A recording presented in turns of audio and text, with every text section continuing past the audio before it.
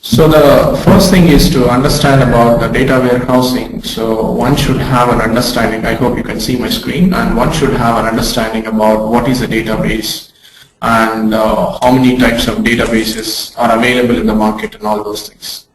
So a database is something that it's a software product which stores the data in the form of tables.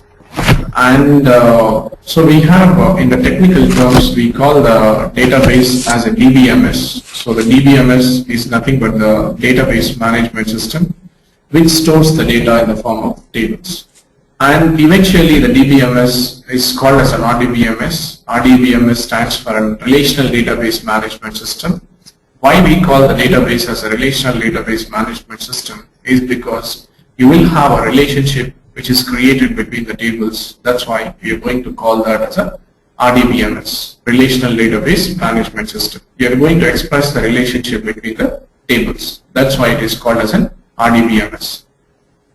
And when we talk about different RDBMS products which are available in the market, so as you might be aware about all these things, so that is your Oracle is one thing which you have a very popular RDBMS product. And along with this, Oracle is from Oracle Corporation. You have SQL Server. SQL Server is from Microsoft. And you have DB2. DB2 is from IBM. And you have Sybase. Sybase is from SAP. And you have Teradata. So Teradata, which is also from Teradata Corporation. You have a lot of, apart from this, you have a lot of DBMS products or the database products which are available in the market. So all these database products will store the information in the form of tables, and this, in order to communicate with the database, so in order to write the data into the database, in order to read the data from the database, so to do all these kind of actions, you need a language. You need a language to communicate with the database. So the IBM people in 1970s, they have come up with a language called as an SQL. So SQL stands for a structured query language. SQL stands for a structured query language, which is used to communicate with the database. So the structured query language is actually divided into multiple types, and when we talk about the SQL, it's been broadly classified into 5 types. So one is called as a DDL. DDL stands for a data definition language. Data definition language. And another is you have a DML, which is also called as a data manipulation language. Data manipulation language. And you have another classification called as a DRL, data retrieval language. Data retrieval language. And another classification is about the TCL. TCL is called as a transaction control language. Transaction control language.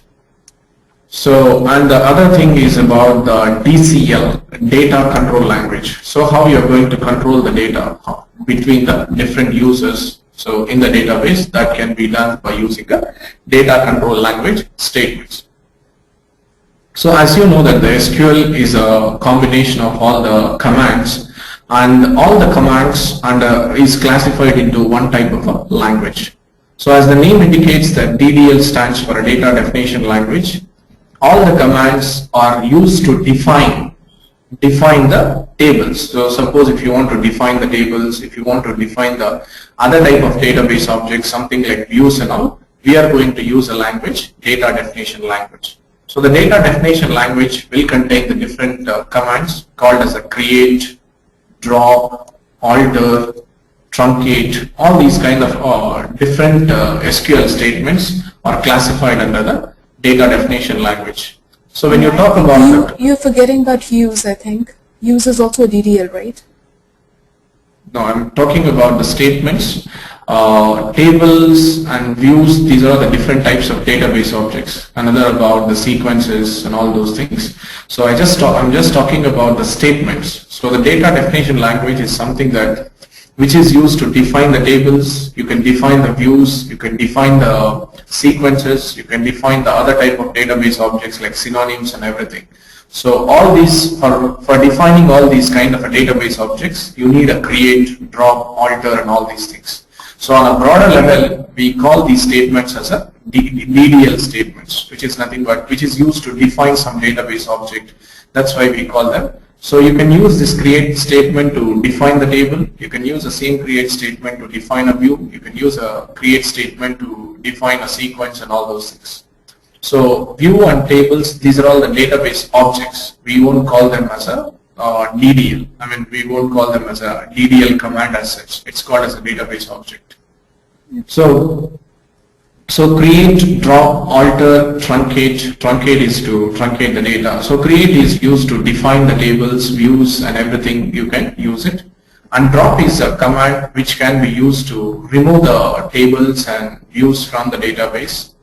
And you also have something like, so whenever you want to change the structure of the table by adding a column or removing a column or changing the data type of a column, so all those things can be done by using an alter statement.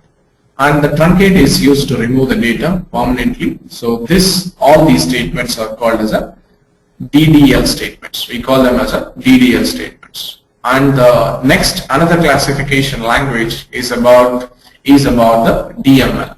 So the DML, as the name indicates, that manipulation, which is used to modify something in the database. So whenever you want to modify the data in the tables, or whenever you want to add a row to the database, or whenever you want to delete something from the database, you are going to use a DML statements. So when you say DML statement, we have a different types of DML statements. So that is called as an insert, which is used to add a row, update, which is used to update the columns and the information in the database, and delete, which is used to remove the data from the table, which is used to remove the data from the table. And you have the other type of command called as a merge, which is a combination of insert and update, So all these things which will be used to modify the data in the tables, that's why these commands are called as a DML commands. So it's called as a data manipulation language commands. Now you have defined the data in it, and at the same time you have inserted a data, you have added a data to the table. So now the question is that how are you going to read the data from the table? So for a reading of the data, we are going to use another type of language commands called as a data retrieval language. So the data retrieval language is something that which is called as a select. Select is a statement in the SQL which is used to read the data from the tables. So you can read the data from a table, and at the same time you can read the data from multiple tables as well at the same time. So select is a command which is used to retrieve the data from the tables. So that is called as a data retrieval language. So to read the data, we are going to use this DRL. So, and the other type of a thing is called as a transaction control language. So the transaction control language is about which is used to control your transaction, like committing of the data, rolling back of the data. There are three types of statements. One is called as a commit, another is called as a rollback. So whenever you are adding the data to the tables, or whenever you are updating the information in the tables, so to apply the changes permanently or to undo the changes, we are going to use a TCL. So that is a transaction control language. Commit is something that which is used to apply the changes permanently. Rollback is something that which is to undo the changes,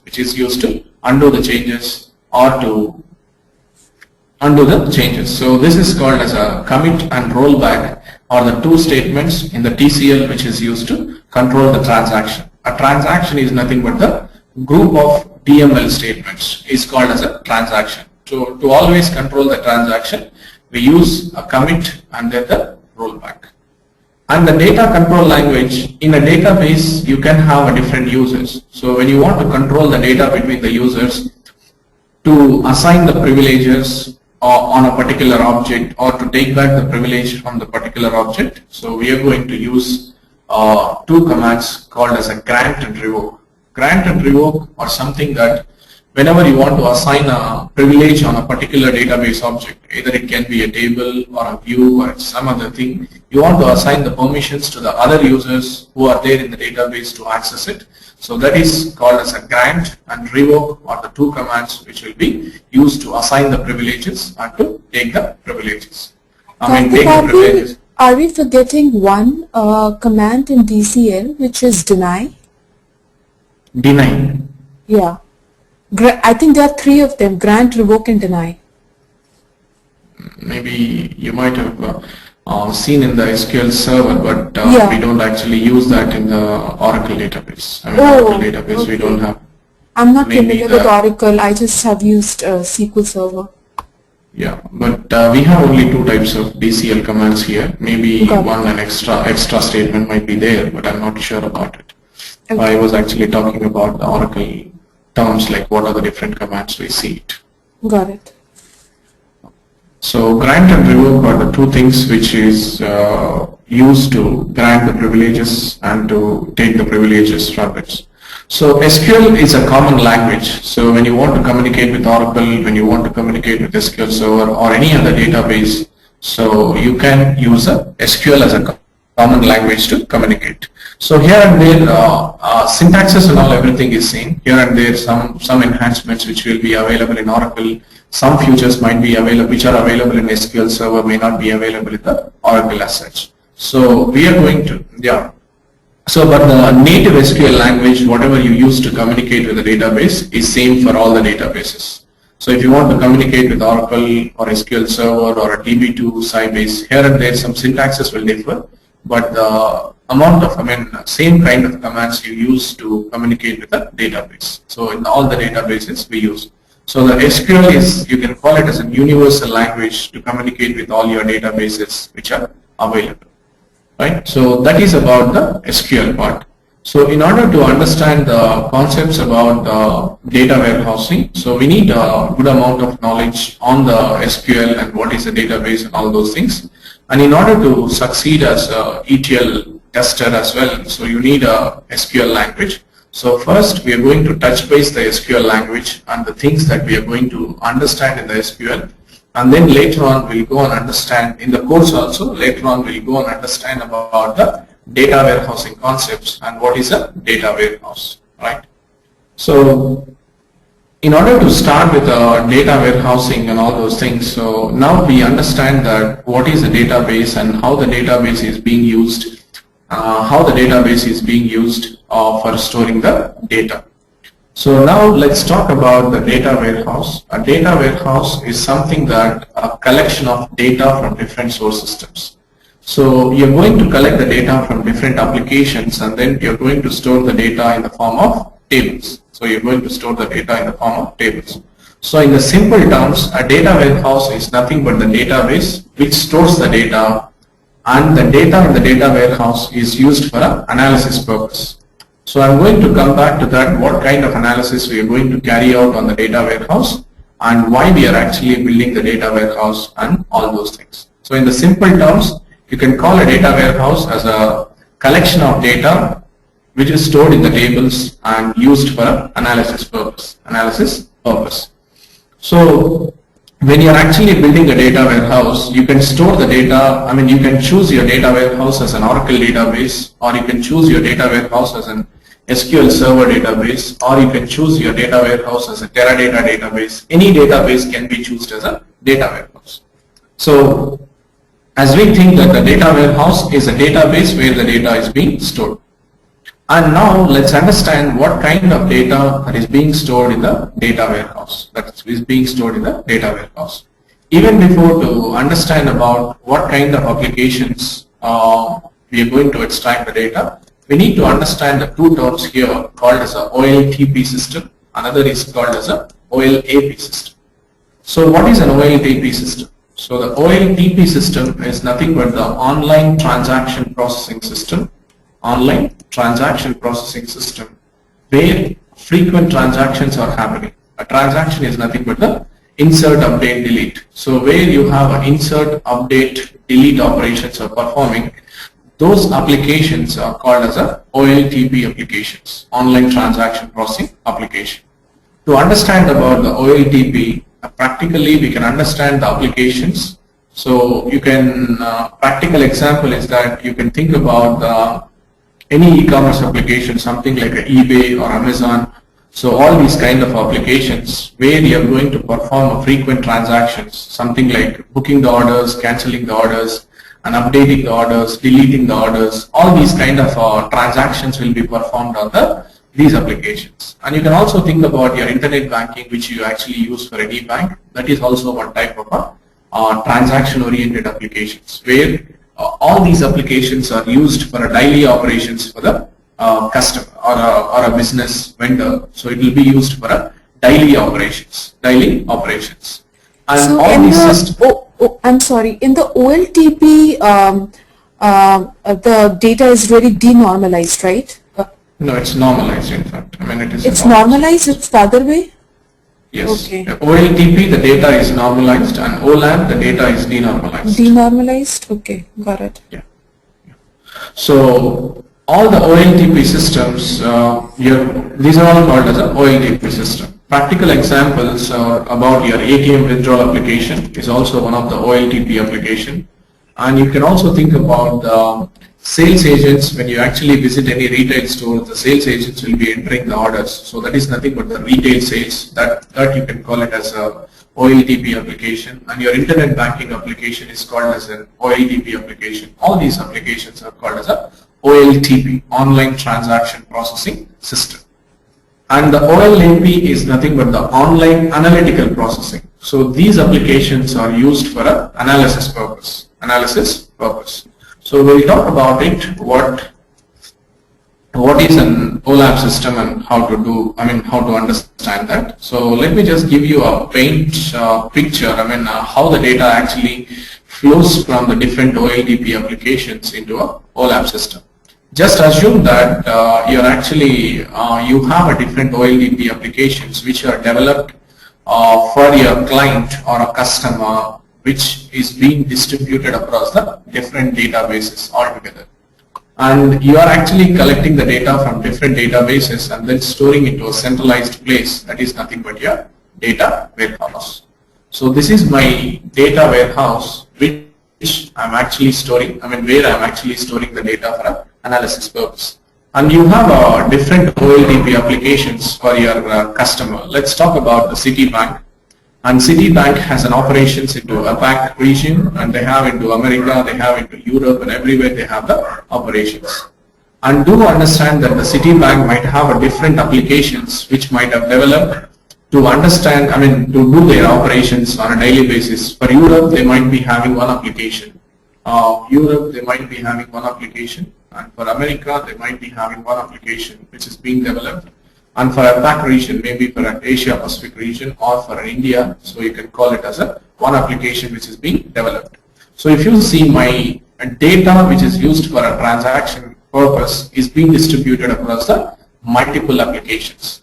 And in the Europe, it might be stored in the SQL server. So data might be stored in the SQL server. And in this, the data might be stored in the DB2 database, and here the data might be stored in the SAP system. So I have a different OLTP applications where my data is distributed across. So to carry out the analysis really on this OLTP system, it is a difficult task to carry out the analysis or to read the data. So that's why what we are doing is that we are going to integrate the data. That means we are going to collect the data from all these applications and then store into a centralized place. Okay? We are going to collect the data from all these and then store the data into a centralized place. So that is called as an enterprise application. The process of integrating the data from different applications and then storing into this is called as an ETL process. ETL stands for extract, transform, and load. So you're going to integrate the data from different OLTP applications and then integrating the data into a data warehouse. And this data warehouse, as I said earlier, it can be in any database. So the data which is available in the OLTP applications is not useful for an analysis purpose.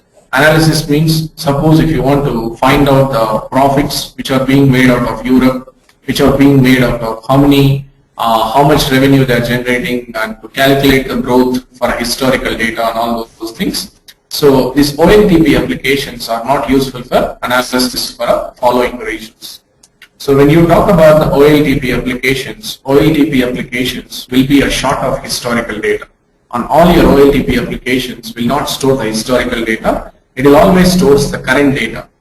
So the practical example which you can understand about this is, so when you are actually thinking about your ATM application, when you go and take a mini statement out of that, so you hardly find the transactions, what you have done, maybe last 5 or 6 transactions, what you have done.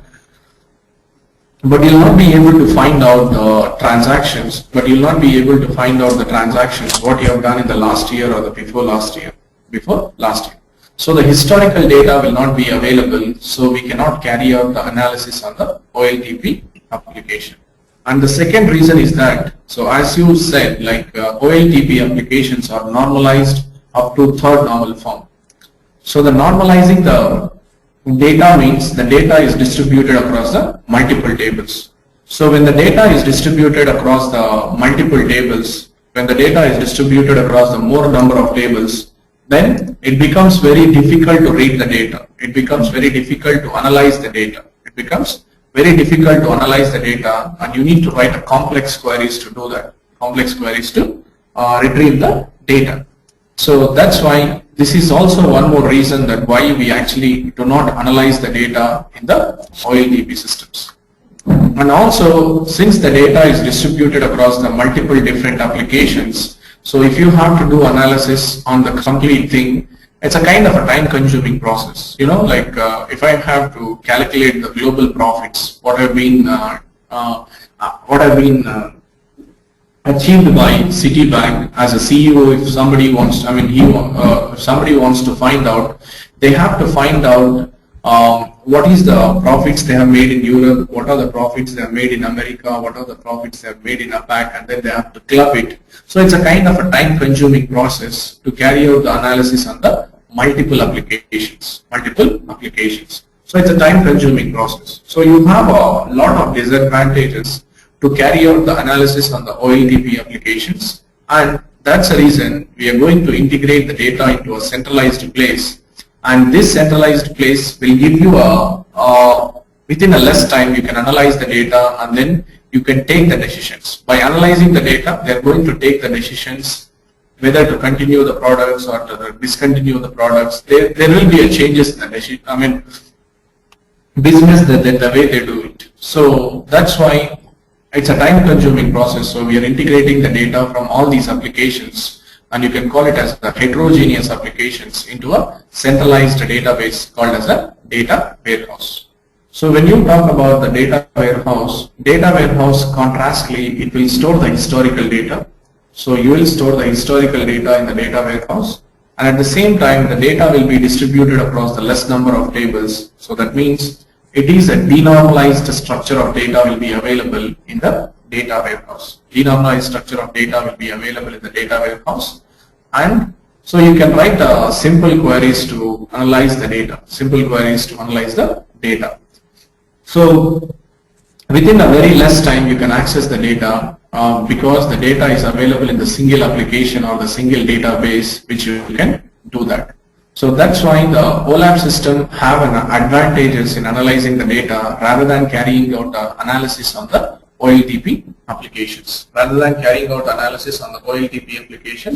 We carry out the analysis on the data warehouse. So the analysis in the data warehouse is generally done by the reporting tools. So your reporting tools are nothing but your BI tools, we call them. All these BI tools will generate the reports from the data warehouse, by reading the data from the data warehouse. So the process of generating the reports is called as a BI process. So we call it as a BI process. BI stands for a business intelligence process. So when you are going to talk about, you have a lot of BI tools and everything are available. All these tools will generate the reports by reading the data. Reading of the data is nothing but the selecting of the data from this and then generate the reports. So to integrate the data and to generate the reports, you have a different tools available in the market. So called as ETL tools. There are a lot of ETL tools available in the market. So when you talk about Informatica Power Center is being the one, Informatica Power Center, and you have a data stage which is from IBM, you have a Ab initio, all these are all the different Ab initio, all these are all the different ETL tools which is used to integrate the data. And similarly, you have a lot of BI tools. BI tools, and in the simple terms, we call them as a reporting tools, and the other way we call them as a OLAP tools. OLAP tools. So all these tools will generate the reports from the data warehouse, and you have a different tools again. So Cognos, and you have a BO, Business Objects from SAP. You have OBIEE, Oracle Business Intelligence Enterprise Edition.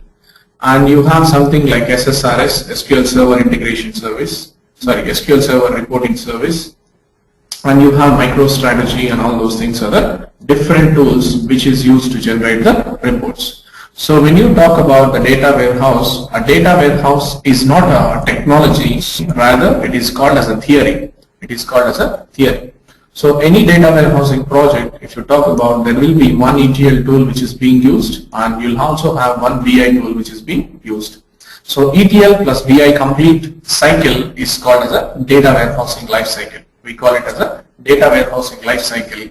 So here completely we are going to talk about the data that is being used, So the ETL process. Crystal Reports, is that a BI tool? Yes, it's also a BI tool. And what about the open source Jasper? Jasper can be used as an ETL as well as a reporting both. Oh, okay. Yeah, Jasper is also an open source tool, and you have some other tools like Pentaho, Talent, Tableau, ClickView. These are all the different things it comes into. You can Talent and Pentaho, these are all called as your ETL tools, and ClickView is your open source BI tool which will be used. Okay, thank you. So these are all the different things which we are going to, if you come across in the data warehousing process. So now the question is about the ETL. I mean, what is the job of an ETL tester, and what is the job of a BI tester? So when you talk about the data warehousing testers, we actually classify their role as a ETL testing and the BI testing.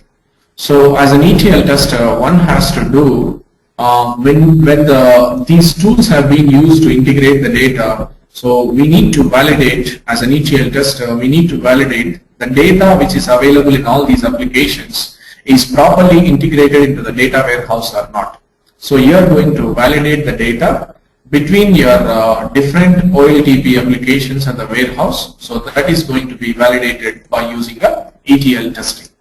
So in the ETL testing, again, as I told, so completely the data validation which will be carried out by using the SQLs. So you're going to write a different select statements to validate the data, and you're going to validate the data in terms of different things. So you're going to validate the count of records between the, suppose let's say you have created a program, or your developers have created a program to read the data from source A. So to read the data, which reads the data from source A and then loads the data into target B. Source A, and let's say you are loading the data into target B. So now you have integrated the data from all these applications, and your target B is something that which you have there, which is there in the data warehouse. So what kind of testing you are going to carry out as an ETL tester? So you are going to validate the number of records present in the source is properly loaded or not, or whether your Informatica or any other ETL tool has discarded or rejected any records. So you are going to validate the number of records between the source and target are not, or same or not, that you are going to validate by using the count validation. And at the same time, you're also going to validate the data. So the data validation between the source A and target B, that you're going to validate. So in order to validate all these kind of things, so we are going to use SQL to validate. So you're going to validate the data between that, and you're going to validate any null validations which have happened, and you're going to validate whether it has loaded any duplicate records whether it has loaded any duplicate records in the target table. So all these kind of validations which you are actually carrying out on the ETL testing ETL programs, which is called as a which you are going to carry out by using the SQLs. So that's why the SQL plays a important role in the ETL testing, which is a kind of a manual testing you are going to do it. So when you talk about the data validation, so that in the data validation you are going to compare the data for each column in the source with each column in the target. So you are going to compare the column level comparison column level comparison will be done for a data validation. And at the same time, suppose maybe your ETL program when they design, it might have missed to load the data into few columns. So that you are going to validate by using a null validation.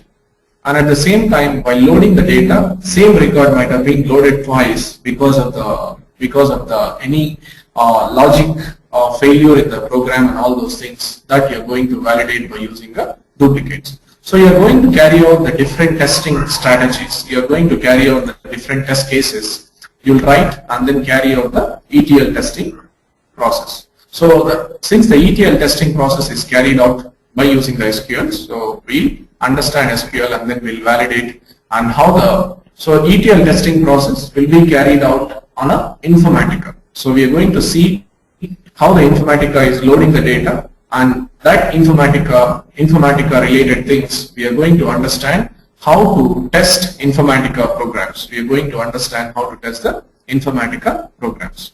So that's an overview about the ETL testing, how you do it.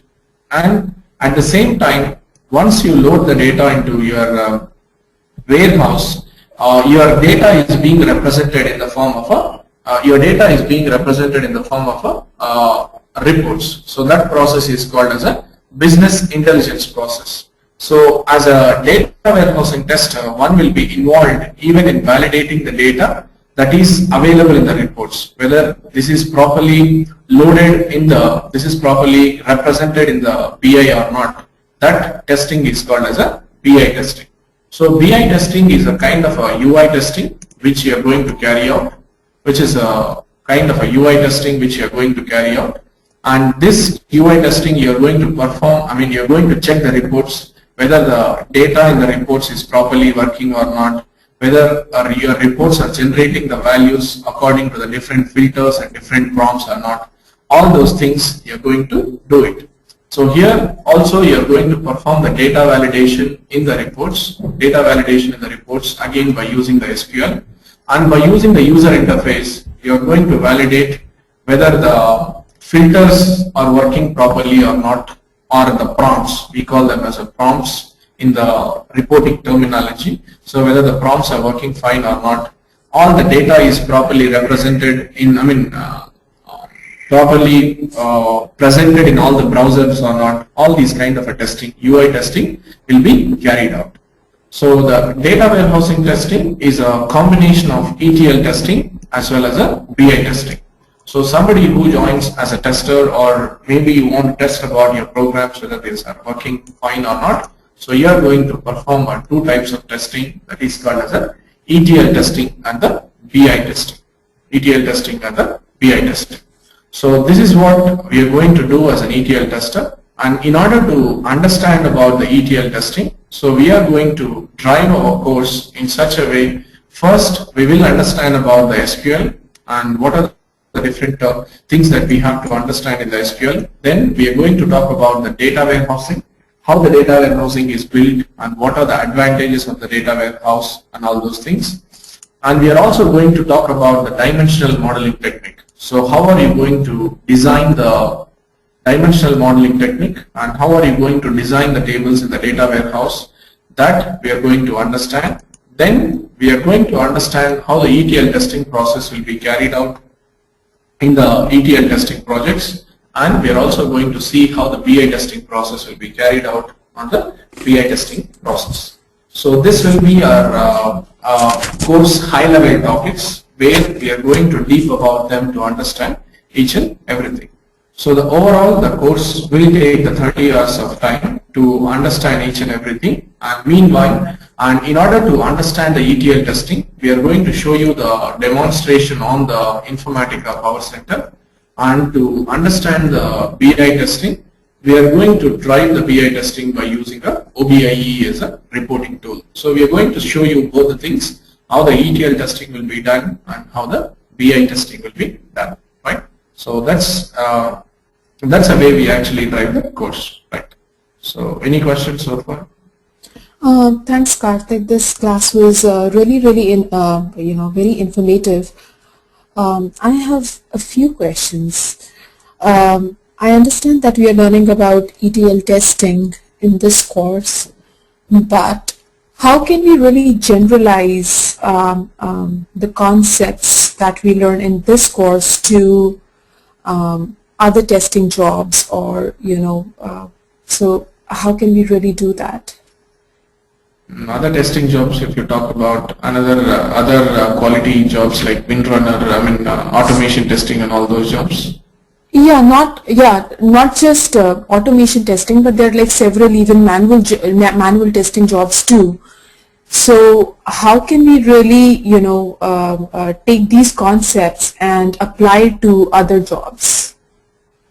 Yeah, the one thing is about we are going to more concentrate on how the ETL testing will be done in the data warehousing applications. But in this we are not going to cover most of such as how the enterprise application testing will be done or how web application testing will be done and all those things. But you can really take whatever the concepts that you learn and the types of testing you carry out, and the same kind of testing will be, same kind of a testing techniques will be applied, but the things that you learn in the data warehousing projects will be different when you actually go and test, when you actually go and work as a enterprise application tester in any web project or in any enterprise project. So the things will be different, and the way you actually achieve do the quality analysis will be same, but the things will be a little different when you are going to do that. But it's more concentrates about how the data warehousing and how the ETL testing and the BI testing is carried out, not about the other type of testing jobs. Okay. What you perform actually in the other testing roles. And as far as like the SQL, writing SQL queries is concerned, I am, as I told you, I'm not like totally new to this field. If I have certain questions and I'm not able, if one of my queries is not working, can you help me in that, where I'm making a mistake or something? Yeah, definitely. When we're actually driving the course, we actually drive the SQLs from the basics, and we'll also give you the environment where actually you can practice the SQLs and make yourself comfortable in the SQLs. And as you told, in order to understand about the joins, how you are going to do it and how you are going to use aggregate functions, and everything will be discussed as part of it. And we are going to help you that on the SQL part, like whatever the questions that you have, and even if you have any questions on the job as well, we are going to even help you with that. Okay, and another thing that I wanted to ask is about, understanding these concepts is great, but actually understanding it with a project, a real-time project, that will be really, really helpful. So would you do that? Yes. So it's actually when we are talking about the ETL testing, or when we are talking about the dimensional modeling concepts. So the way we actually drive our course is by taking a real-time project, and then we'll understand all about what kind of table structures will be available and all those things. So through the project only, we are going to explain you how the data flow will be from OLTP applications to your warehouse, and what are the different stages that you're going to follow, and everything will be discussed, and it's a part of the project. And so we are going to take a sample project, and then we are going to drive this course on that. Okay. Okay.